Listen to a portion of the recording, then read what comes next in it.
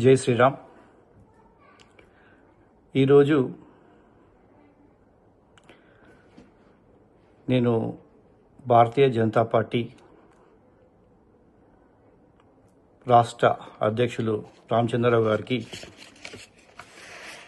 నా Bharatiya Janata party primary మరియు active membership resignation లెటర్ను పంపించడం జరిగింది.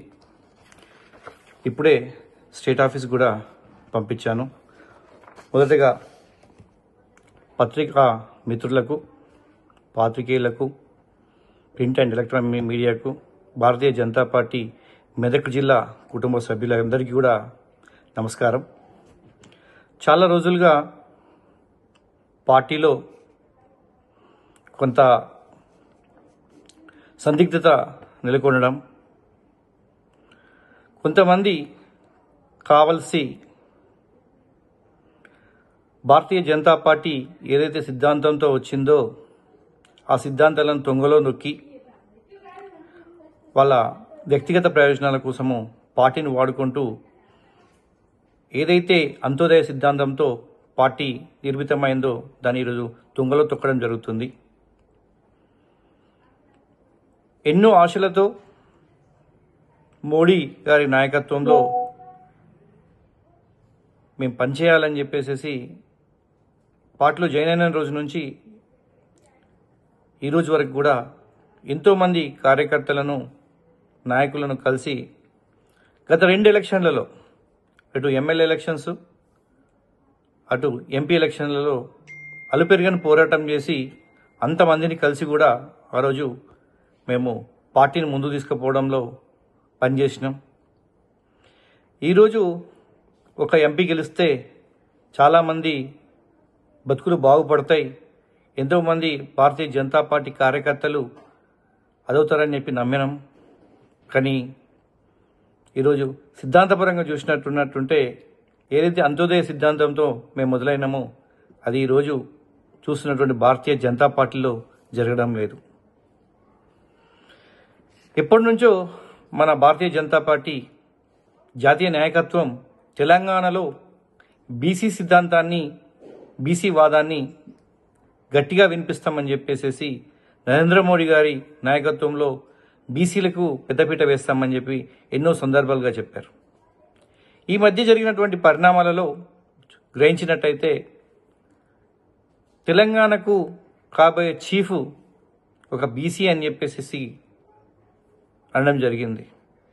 అదేవిధంగా మనం తెలంగాణలో చాలా సందర్భాలలో మాట్లాడుకుంటూ కాంగ్రెస్ ఏదైతే కామారెడ్డి డిక్లరేషన్ను 42% రిజర్వేషన్తో పాటు బీసీలకు అత్యధికంగా పెద్దపీట వేయాలని చెప్పేసి మాట్లాడినప్పుడు భారతీయ జనతా పార్టీ దీన్ని సీరియస్గా జనాలకు తీసుకుపోవడం జరిగింది. కానీ ఈరోజు జాతీయ నాయకత్వం తీసుకున్నటువంటి నిర్ణయాలు కానీ, స్థానికంగా చూస్తున్నటువంటి చర్యలు కానీ బీసీలకు పట్ల తీవ్ర అన్యాయం జరుగుతుందనేది ప్రతి కార్యకర్తలో కూడా గ్రౌండ్ లెవెల్లో కనిపిస్తున్నటువంటి నగ్న సత్యం. కాబట్టి మొన్న రాజాసింగ్ గారు పార్టీకి రాజీనామా చేస్తే పార్టీ పెద్దలు పిలిచి తనకు సర్ది చెప్తారనుకున్నట్టుంటే తన రాజీనామాను, ఒక బీసీ బిడ్డ రాజీనామాను ఆమోదించడం, అదేవిధంగా తెలంగాణకు బీసీ చీఫ్ను ప్రకటించకపోవడం, గతంలో కూడా బీసీ స్టేట్ చీఫ్ను మార్చి అగ్రవర్ణాలకు ఇవ్వడం, ఇవన్నీ చూస్తుంటే నిజంగా కూడా మనసు కలిసివేస్తుంది, బాధ పెరిగిపోతుంది.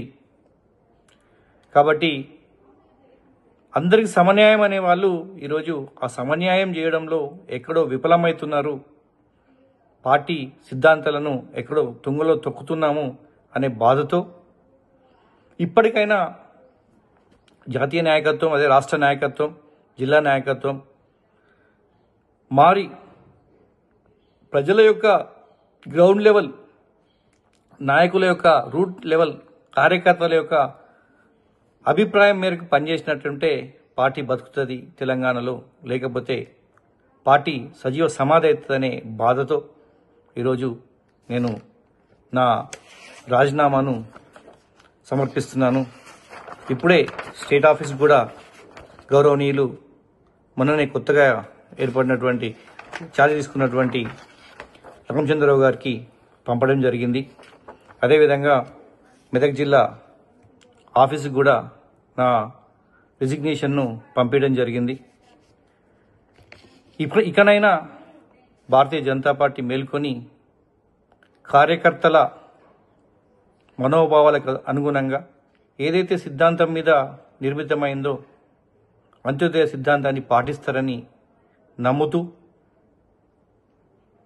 నా బాధాకరమైన హృదయంతో ఈరోజు భారతీయ జనతా పార్టీకి గుడ్ బై చెప్పడం జరుగుతుంది.